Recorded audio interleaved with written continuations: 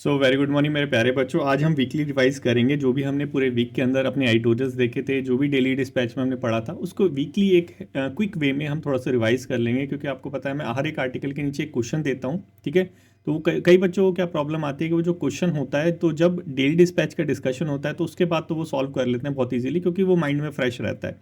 लेकिन उसके बाद जब मैं बोलता हूँ कि वीकली रिवाइज करो, जैसे संडे है, संडे के दिन पूरा जो वीक का डेली डिस्पैच है उसको रिवाइज करो, तो वो रिवाइज करने में थोड़ा सा प्रॉब्लम होती है। ठीक है, उसके बाद क्या होता है कि अगर डायरेक्टली क्वेश्चन देख लेते हैं तो क्वेश्चन वो एकदम अनजान लगता है, कि ऐसा लगता है कि कहाँ पढ़ा था, किसने पढ़ा था, तो वो मैट्रिक्स वाली दुनिया में जीते हैं। तो उसके लिए हम क्या करते हैं कि अब आज पहला ही दिन है हमारा ये वीकली रिवीजन का, देखते हैं कैसा रहेगा। तो वो सारे जो क्वेश्चंस थे उसको रिवाइज करेंगे, थोड़ा सा देखेंगे कि हमने जो पूरे वीक में थोड़ा सा क्लब करने की कोशिश करेंगे, थोड़ा सा माइंड में जो है एक बार रिकॉल करने की कोशिश करेंगे। ठीक है, तो चलो स्टार्ट करते हैं।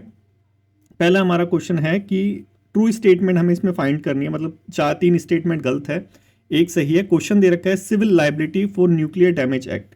ठीक है, ये आया था बेसिकली, हमारी जो गवर्नमेंट है वो इस लाइबिलिटी एक्ट को जो है अमेंड कर रही है। ठीक है, पार्लियामेंट के अंदर कुछ ऐसा हुआ था, हमारी फाइनेंस मिनिस्टर ने कुछ कहा था ऐसा कुछ कि लाइबिलिटी को अमेंड कर रही है। तो क्योंकि हमारी इंडिया के अंदर क्या चीज़ है ना, ये एडिटोरियल में भी आया था, ये आर्टिकल्स में भी आया था, हमारी इंडिया के अंदर जो है सप्लायर्स की भी लाइबिलिटी होती है। सप्लायर्स मतलब जो न्यूक्लियर रिएक्टर को सप्लाई करते हैं। लेट्स से कि कोई यूएसए की कंपनी है, वो इंडिया में जो है न्यूक्लियर रिएक्टर लगाने वाली है, तो उसकी भी लाइबिलिटी होती है अगर कोई मिसहैपनिंग हो जाती है तो यहाँ पे ऑपरेटर हो गया, उसकी लाइबिलिटी देखी थी हमने, गवर्नमेंट की लाइबिलिटी देखी थी और सप्लायर की लाइबिलिटी देखी थी। तो ये इसमें क्या था, ऑपरेटर की लाइबिलिटी तो कुछ 1500 करोड़ रुपए की थी, और हमने एडिटोरियल में डिस्कस करा था जिसमें बोला था कि भाई बहुत कम है कंपनसेशन, क्योंकि वो फुकुशिमा में हुआ था, वहाँ पे तो कुछ लाखों करोड़ रुपए लग गए थे। फिर गवर्नमेंट की हमने लाइबिलिटी देखी थी कि अगर 1500 करोड़ से ज़्यादा का हो जाता है तो $300 मिलियन का जो गवर्नमेंट की लाइबिलिटी रहती है। ठीक है, उसके बाद जो ऑपरेटर है वो सप्लायर को भी लायबल ठहरा सकता है under this act, civil liability for nuclear damage act. ठीक है, ये कुछ हमने देखा था मोटा मोटी, तो थोड़ा सा देख लेते हैं कि ये जो हमारा है हाँ CD, ये CLNDA। ठीक है, सबसे पहला स्टेटमेंट है CDNDA impose liability only on the supplier. देखो ये तो वैसे ही गलत है, क्योंकि हमने क्या देखा, तीनों की लाइबिलिटी होती है। यहाँ पे ये जो 300 मिलियन था, ये वो बेसिकली SDG था। ये क्या था, SDR था। 300 मिलियन SDR था। SDR मतलब स्पेशल ड्राइंग राइट, वही जो IMF वाली जो करेंसी होती है वो था। ठीक है, डॉलर नहीं था। 300 मिलियन ये SDR था। थोड़ा सा हम याद करेंगे इसको। ठीक है, SDR में बेसिकली 5 करेंसी का थोड़ा सा है ना मेल जोल रहता है। 5 करेंसी कौन कौन सी थी, US डॉलर हो गया, यूरो हो गया, येन हो गया, युआन हो गया, और एक ब्रिटिश पौंड हो गया। ठीक है, 5 करेंसी का मिला जुला बास्केट रहता है, उससे SDR बनती है IMF में। ठीक है, उस SDR में 300 मिलियन जो SDR है वो गवर्नमेंट की लाइबिलिटी होती है। ठीक है, तो तीनों की लाइबिलिटी थी, पहला हमारा गलत हो गया। सेकंड क्वेश्चन है, ये जो हमारा एक्ट है ये convention on supplementary compensation without any additional provision, नहीं देखो हमारा एडिशनल प्रोविजन ही तो है ये, क्योंकि ये जो कंपनसेशन वाला जो हमारा UN वाला है, UN का जो कन्वेंशन है सप्लीमेंट्री कन्वेंशन, ठीक है, इसके अंदर बेसिकली जो है वो ऑपरेटर की लाइबिलिटी है, वहाँ पे सप्लाई की लाइबिलिटी दे नहीं रखी, लेकिन इसको हम जो है एडिशनल प्रोविजन इसमें ऐड कर सकते हैं। इस एक्ट के अंदर ये ऐसा कुछ था, हमें याद आ रहा है। ठीक है, तो उसी का हमने वो करके जो है इस सप्लायर की लाइबिलिटी को जो है एनफोर्स करा है, तो ये भी हमारा गलत हो गया। उसके बाद थर्ड देखते हैं, CDL ने provide strict no fault liability on the operator of nuclear plant. Definitely ये सही था। ठीक है, क्योंकि हमने क्या देखा था, जब हमने करा था 10 तारीख वाला था शायद ये, तो उसमें जो है नो फॉल्ट लाइबिलिटी थी। मतलब क्या कि अगर ऑपरेटर का कोई फॉल्ट भी नहीं होगा, ठीक है, लेट्स से कि डिजास्टर आ गया, भूकंप आ गया, भूकंप की वजह से जो है न्यूक्लियर प्लांट जो है गिर गया, तो भी ऑपरेटर की जो है लाइबिलिटी होगी। इसे कहते हैं नो फॉल्ट लाइबिलिटी। भाई तुम्हारी गलती हो या ना हो, तुम्हारी लाइबिलिटी रहेगी। तो हमारा ये जो थर्ड है ये सही हो गया। ठीक है, फोर्थ भी देख लेते हैं, लिमिटर जो it limits operator liability 300 crore, नहीं 1500 थी, 1500 करोड़ कुछ थी, तो ये भी हमारा गलत है। ठीक है, तो ये हमने थोड़ा सा रिवाइज भी कर लिया क्वेश्चन आंसर के थ्रू। उसके बाद नेक्स्ट चलते हैं।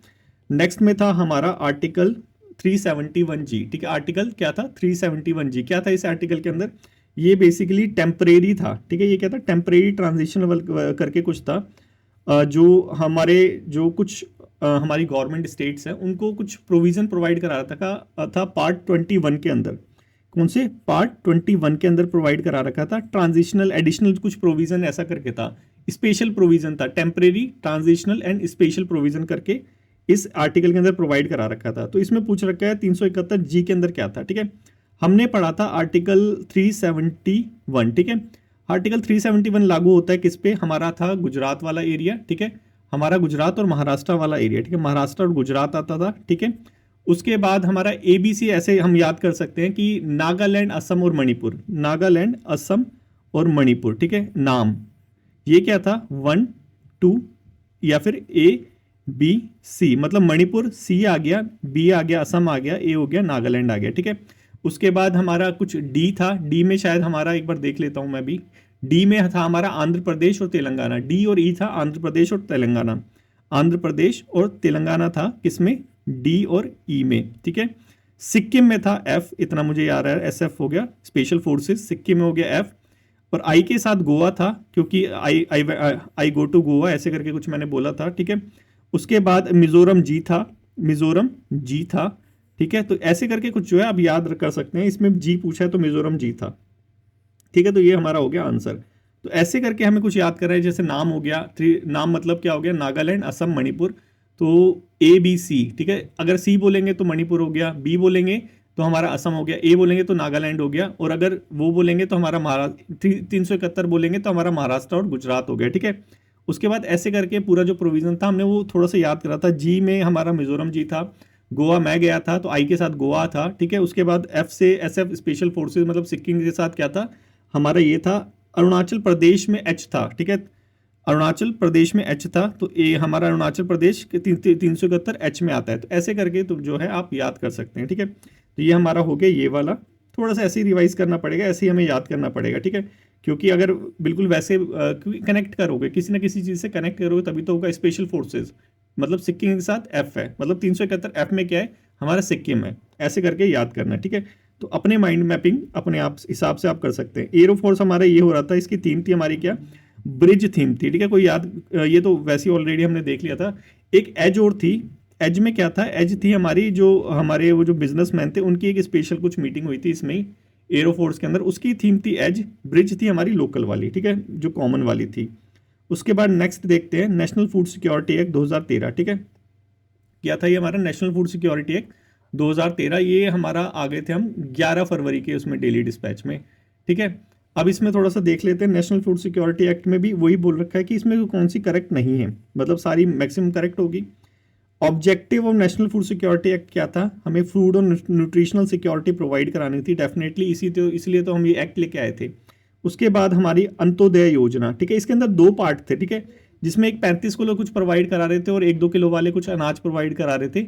एक तो था अंत्योदय, एक था प्रायोरिटी हाउस होल्ड, ठीक है, प्रायोरिटी हाउस होल्ड, ठीक है। ऐसे करके हम याद कर सकते हैं, वही 35 किलो और 1-2 किलो वाला थोड़ा याद रहेगा, अंत्योदय और प्रायोरिटी हाउस होल्ड था। उसके अंदर ये भी मतलब सही है, एक कंपोनेंट है, it provide subsidised food to both rural and urban population. Definitely देखो सब्सिडाइज फूड प्रोवाइड करा तो रहे हैं, 1-2 रुपए किलो कौन आपको अनाज देगा, सब्सिडी तो है ना उसमें, तो वही सब्सिडाइज है प्रायोरिटी हाउस होल्ड में।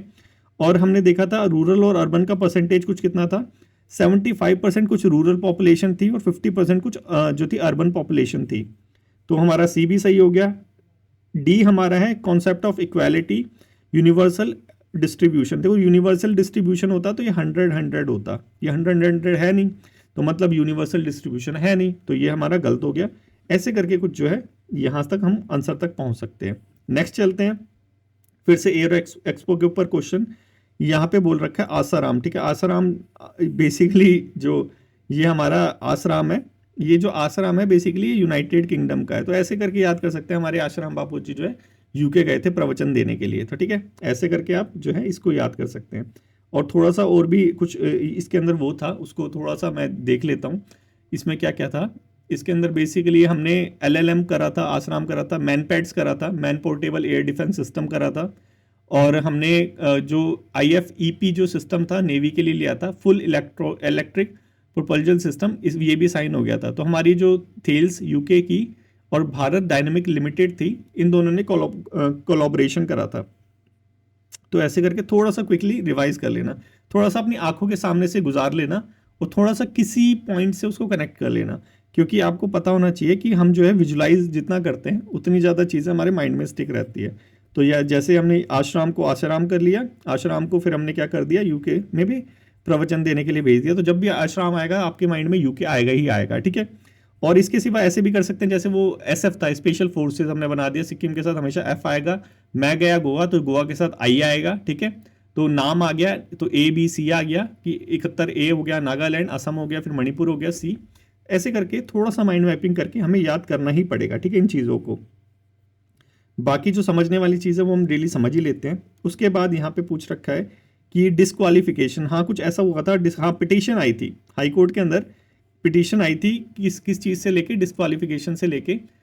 ये कौन से हाई कोर्ट के अंदर आई थी बेसिकली, हमने देखा था इसको, हाँ सुप्रीम कोर्ट के अंदर आई थी ये वाली ना पिटीशन डिस्क्वालिफिकेशन के लिए, कि भाई जो लाइफ टाइम है उसको डिस्क्वालीफाई कर देना चाहिए एमपी एमएलएज को, अगर वो जो है कन्विक्ट हो जाते हैं किसी केस में, ठीक है। तो ये इसी के ऊपर मैंने एक क्वेश्चन बनाया था और इसको थोड़ा सा अच्छे से भी देखा था कि कन्विक्शन भी 3 तरह की होती है, ये डिस्क्वालिफिकेशन भी 3 तरह की होती है।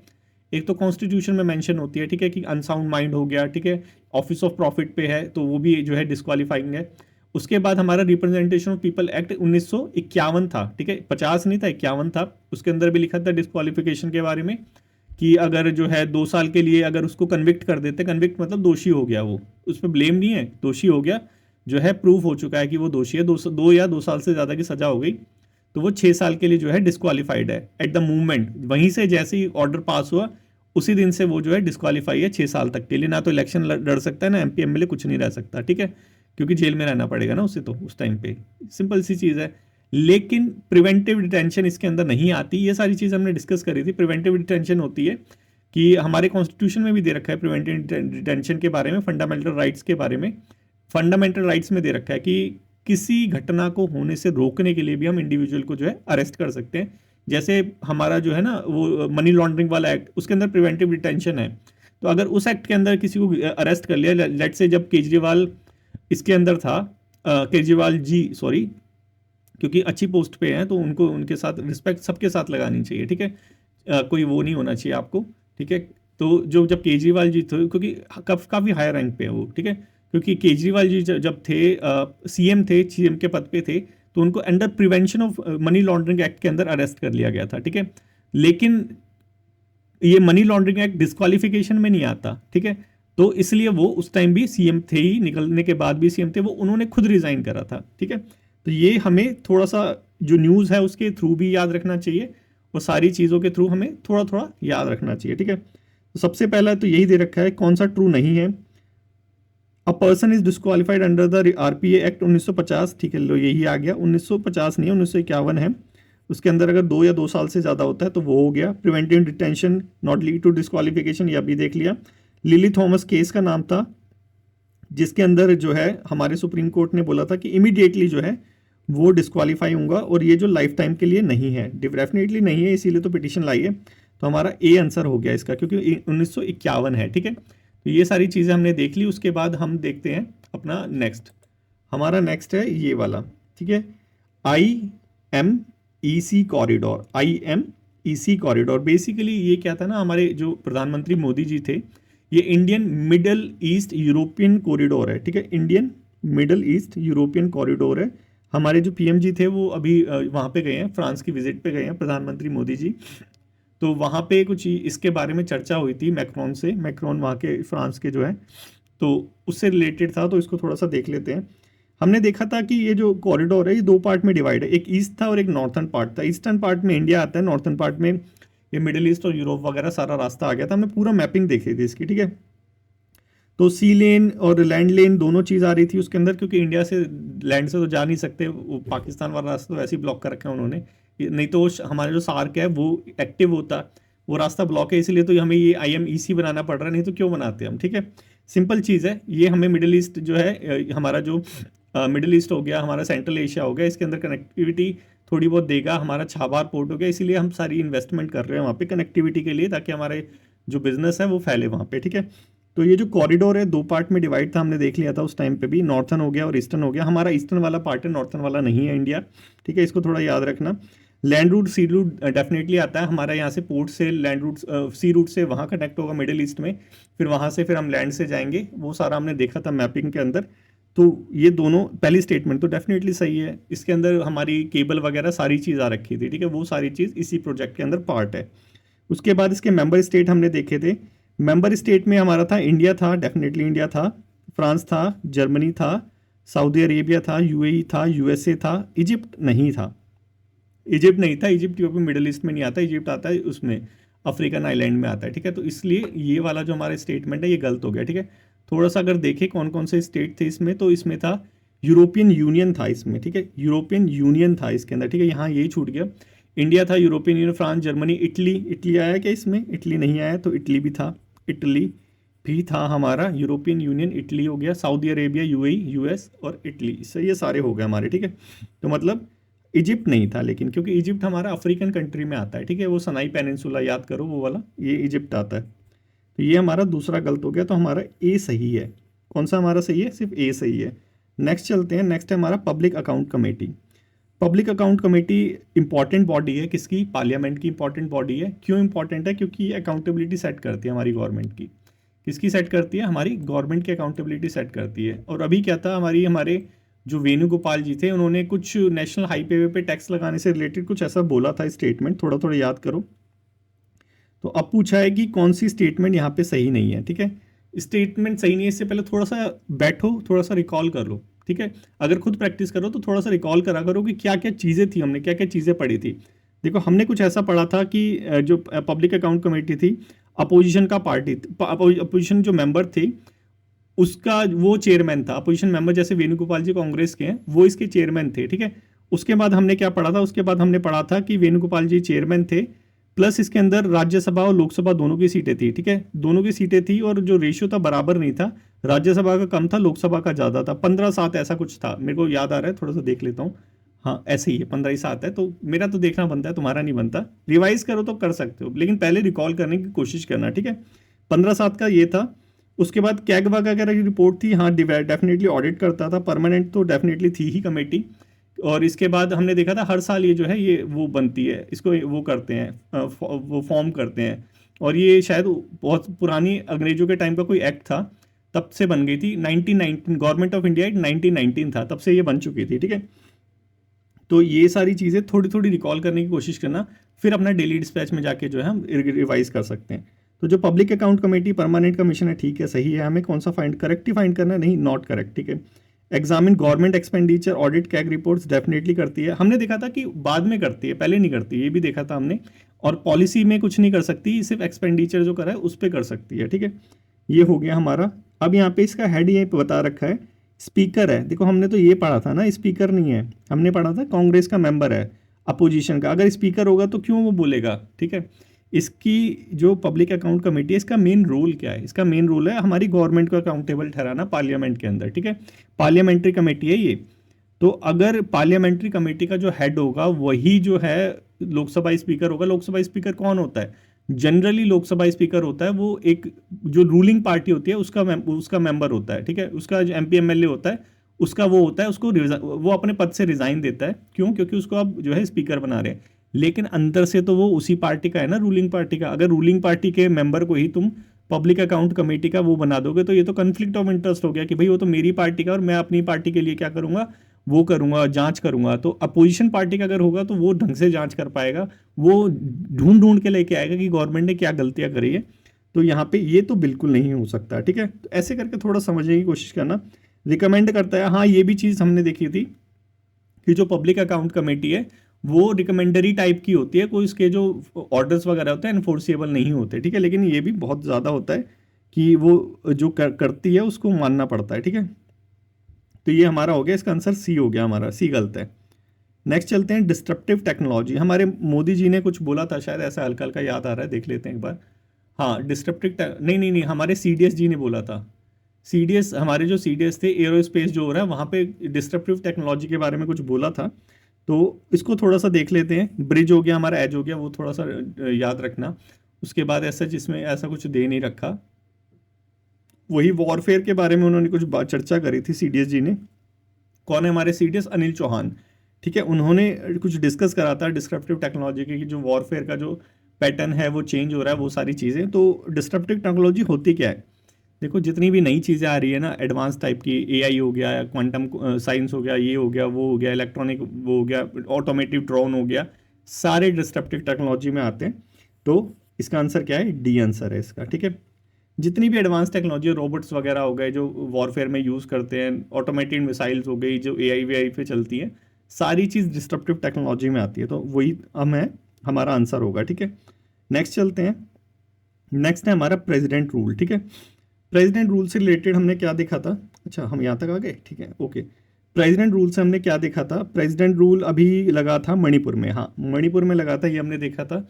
तो हमने ये भी कुछ देखा था कि प्रेसिडेंट रूल जब लगता है तो क्या होता है कि प्रेसिडेंट रूल के टाइम पे जो वहाँ की जो है असेंबली है उसको डिसॉल्व नहीं करते, वो डिसफंक्शनल हो जाती है। मतलब क्या कि उसको रद्द नहीं करते, लेकिन उसकी जो पावर है वो पार्लियामेंट के पास चली जाती है, ठीक है। ये कुछ देखा था। और उसका जो सारा वो होता है मैकेनिज्म जो होता है एडमिनिस्ट्रेटिव लेवल का, वो गवर्न करता है। प्रेसिडेंट जो होता है वो अपनी मनमानी नहीं कर सकता, क्योंकि उसके पास जो है डिस्क्रिशनरी पावर नहीं रहती गवर्नर के जैसे। तो काउंसिल ऑफ मिनिस्टर रहता है, कैबिनेट मिनिस्टर नहीं। उस टाइम में मैंने बोला था काउंसिल ऑफ मिनिस्टर जो होते हैं वो जो एडवाइस देते हैं वही प्रेसिडेंट जो है वो फॉलो करता है। तो ये कुछ चीज़ें हमने देखी थी। अब देखते हैं क्या है। आर्टिकल 356, डेफिनेटली आर्टिकल 356 के अंदर ही था। इसके अंदर भी दो आर्टिकल थे, 355 था और 365 था, जिसके अंदर ये लगता है वही चीज़ लिखी थी कि यह सेंट्रल गवर्नमेंट की बात नहीं मानेंगे, कॉन्स्टिट्यूशन में जो लिखा हुआ है उसके अगेंस्ट वगैरह जाएंगे, एक्सटर्नल एग्रेशन, इंटरनल एग्रेशन, वही सारी चीज़ यहाँ पे लिखी थी। तो वो इसी के अंदर आता है, तभी प्रेसिडेंट रूल लगता है, तभी हमने लगाया मणिपुर में, ठीक है। It must be approved by both the houses, definitely अगर नहीं करेंगे तो एग्जीक्यूटिव का रूल हो जाएगा ना, तो डिक्टेटरशिप हो जाएगी एक तरह से। तो पार्लियामेंट को तो अप्रूव करना ही पड़ेगा। क्यों पार्लियामेंट को अप्रूव करना पड़ेगा? क्योंकि पार्लियामेंट रिप्रेजेंटेटिव बॉडी है, हमारे बंदे बैठे हुए हैं वहाँ पे, पार्लियामेंट ने हमने भेजा उनको वहाँ पे, है ना।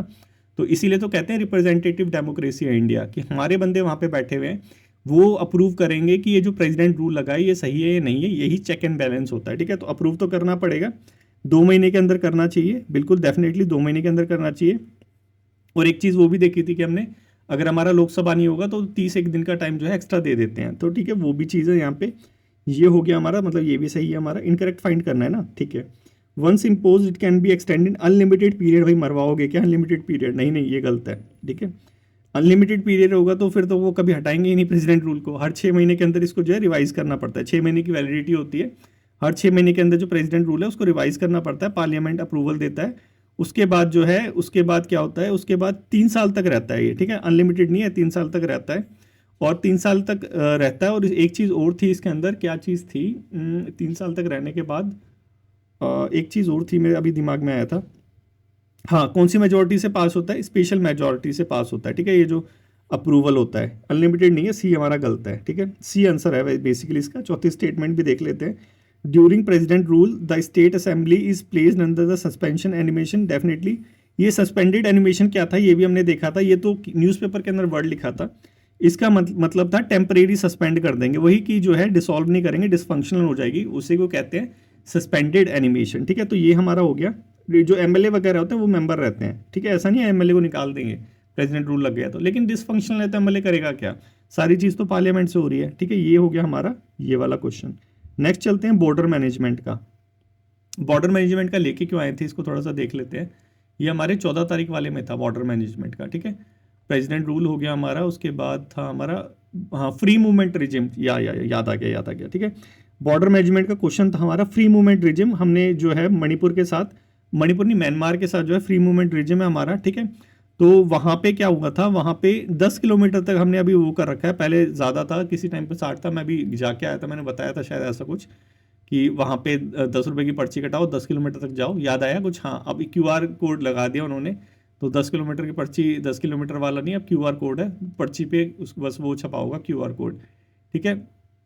ये चीज़ थी। इसके अलावा हमने ये देखा था कौन कौन से बॉर्डर मिलते हैं, ठीक है। सबसे नीचे था मिज़ोरम, मिज़ोरम के बाद हमारा आ गया था ये मणिपुर, मणिपुर के ऊपर नागालैंड, नागालैंड के ऊपर अरुणाचल प्रदेश, ठीक है। ये 4 स्टेट लग रहे हैं, किसके साथ? हमारे म्यांमार के साथ। इसको थोड़ा सा और याद रखना। बॉर्डर मैनेजमेंट क्या चीज़ होती है? अरे बॉर्डर मैनेजमेंट क्या चीज़ नहीं, कौन से डिपार्टमेंट के अंदर आता है? वो आता है हमारे होम अफेयर के अंदर। हमारे जो अमित शाह जी हैं वो बॉर्डर मैनेजमेंट कुछ देखते हैं, ठीक है। तो ये बहुत सिंपल था, हमारा आंसर हो गया। ऑपरेशन प्रघात, याद होगा ऑपरेशन प्रघात क्या था कि ये जो बांग्लादेश है, बांग्लादेश में प्रॉब्लम वगैरह चल रही है, आ रहे हैं यहाँ पे सैफ अली खान को चाकू वगैरह मार रहे हैं, कोई फ़र्क नहीं पड़ रहा, लेकिन हमारे स्टेट के अंदर रह के आतंकवाद कैसे फैलाओगे तुम, ठीक है, वो फ़र्क पड़ रहा है। तो हमारी गवर्नमेंट ने चला दिया ऑपरेशन प्रघात। असम वगैरह से कहीं एक बांग्लादेशी को अरेस्ट करा था, तो वो चीज़ न्यूज़पेपर में आई थी। तो यही यहाँ क्वेश्चन दे दिया मैंने कि जो ऑपरेशन प्रघात है, पर्पस क्या था, ग्लोबल टेररिस्ट ऑर्गेनाइजेशन यही था, यही फंडामेंटलिस्ट, इनको टारगेट करना, इनको थोड़ा सा रोकना, ठीक है। बॉर्डर को स्ट्रेंथ करना नहीं है, ड्रग ट्रैफिकिंग नहीं है, काउंटर इंजेंसी नहीं है। जो फंडामेंटलिस्ट जो भड़काते रहते हैं सोशल मीडिया वगैरह का यूज़ करके कि ये खतरे में, वो खतरे में, उनको टारगेट करने के लिए जो है ऑपरेशन प्रघात जो है चलाया गया है, ठीक है। ये सिंपल सी न्यूज़ थी। नेक्स्ट चलते हैं, हमारा नेक्स्ट है हमारा मिशन 500। नेक्स्ट ये हमारा मिशन है 500। और ये आया क्यों था? ये आया था क्योंकि हमारे जो मोदी जी हैं वो अभी गए हुए हैं यूएस के दौरे पे, ठीक है, यूएस के दौरे पे गए हुए हैं, और वहाँ पे जाके जो है बायलैटरल मीटिंग और ये मीटिंग और वो मीटिंग सारी चीज़ चल रही है।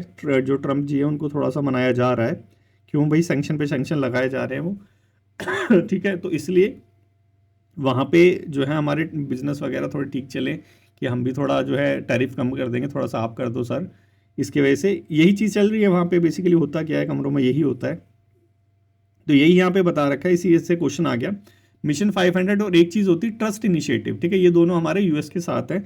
500 का जो मोटिव क्या है, देखो, एनर्जी इंपोर्ट कुछ नहीं है, सेमीकंडक्टर नहीं है, क्राइम वगैरह क्रिमिनल नहीं है, बायलैटरल ट्रेड है, ठीक है, ये वाला है हमारा। बायलैटरल ट्रेड को डबल करने के लिए हमने बेसिकली बोला है। अभी तो चल रही है मीटिंग, तो देखेंगे क्या निकलेगा फाइनल, लेकिन ये मिशन जो 500 है ये हमारा बायलैटरल ट्रेड से है कि जो हम 2030 तक जो हमारा ट्रेड है यूएस और इंडिया का, वो जो $500 बिलियन है उसको लेके आ जाएंगे। ये कुछ हमारा इनिशिएटिव है। और एक ट्रस्ट इनिशिएटिव और था जो सेमीकंडक्टर से रिलेटेड था। कौन सा था? ट्रस्ट इनिशिएटिव, ठीक है, वो है सेमीकंडक्टर से रिलेटेड। तो ये थोड़ा सा याद रखना, मिशन 500 ट्रस्ट इनिशिएटिव यूएस के साथ है। और उसके बाद हमने देखा था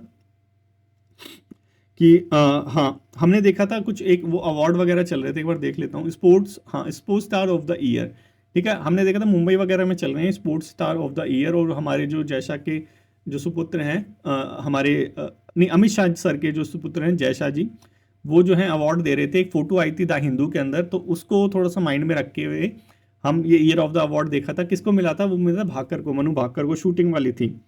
तो उसी पे मैंने क्वेश्चन दिया था कि पहली इंडियन वुमेन कौन है जिन्होंने ओलंपिक जीता था शूटिंग के अंदर। तो यही है भाई भाकर जी, ठीक है, पेरिस में जीता था, ब्रॉन्ज जीता था, पेरिस में ब्रॉन्ज जीता था मनु भाकर ने, ठीक है। तो ये हमारे यहाँ पे ये आंसर हो गया। नेक्स्ट चलते हैं ट्रू लिविंग विल। इसमें से कौन सी स्टेटमेंट जो है लिविंग विल से रिलेटेड नहीं है? हमने कुछ देखा था केरला में कोई किसी हॉस्पिटल के अंदर लिविंग विल काउंटर जो है वो लगाया गया था कोलम फोलम में, ठीक है, थोड़ा सा देख लेता हूँ मैं भी, हाँ, कोलम में ही लगाया गया है केरला के अंदर। पहला, इंडिया का पहला जो है लिविंग विल इंफॉर्मेशन काउंटर है, ठीक है। पर्पस क्या है? बेसिकली अवेयरनेस को स्प्रेड करना कि इंडिविजुअल जो है, इंडिविजुअल को थोड़ी हेल्प करे कि वो अपनी लिविंग विल बना दे जीते हुए। तो इसमें क्या था? It require certificate bye a gazetted note officer. हाँ, हमने देखा था कि लिविंग विल के लिए क्या था कि दो हमारे जो है रिलेटिव चाहिएंगे, दो हमारे क्या थे, उसका टर्म था हेल्थ केयर अटॉर्नी, ठीक है, रिलेटिव थे बेसिकली, वो रिलेटिव गजेटेड ऑफिसर के उसमें साइन करवाएंगे। तो ये तो था, वही रिक्वायर्ड तो है।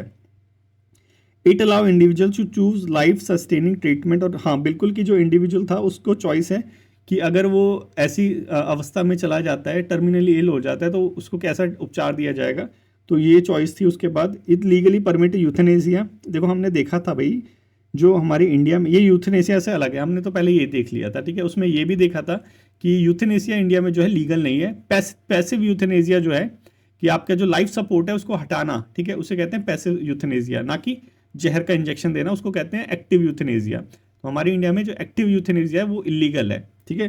तो ये स्टेटमेंट जो है ये गलत हो गई। ये जो लिविंग विल है ये यूथेनेसिया से एकदम अलग थी, हमने देख लिया था उसी टाइम। तो सही स्टेटमेंट हमारी गलत है। It comes into effect when a person is terminated. हाँ, डेफिनेटली ये जो लिविंग विल है ये कब इफेक्ट में आती है? जब वो जो हमारा पेशेंट है वो टर्मिनली इल हो जाता है, ठीक है। तो हमारा आंसर क्या हो गया? हमारा आंसर हो गया सी, ठीक है। तो यही हमने पूरे वीक में जो था एमसीक्यूज वगैरह कुछ देखे थे, बहुत क्विकली हमने जो है सारी चीज़ रिवाइज कर ली। तो मेरे प्यारे बच्चों, आई होप आपको समझ आ गया होगा सारा कुछ। तो जल्दी से आप भी एक बार जो डेली डिस्पैच है वो पूरे वीक का एक बार क्विकली जो है रिवाइज कर लो, आधा एक घंटा लगेगा, जल्दी जल्दी जल्दी पढ़ना है, बस यही है। Thank you so much for today's discussion. अगर अच्छा लगा हो तो लाइक शेयर और कमेंट करना मत भूलना, ठीक है। Thank you.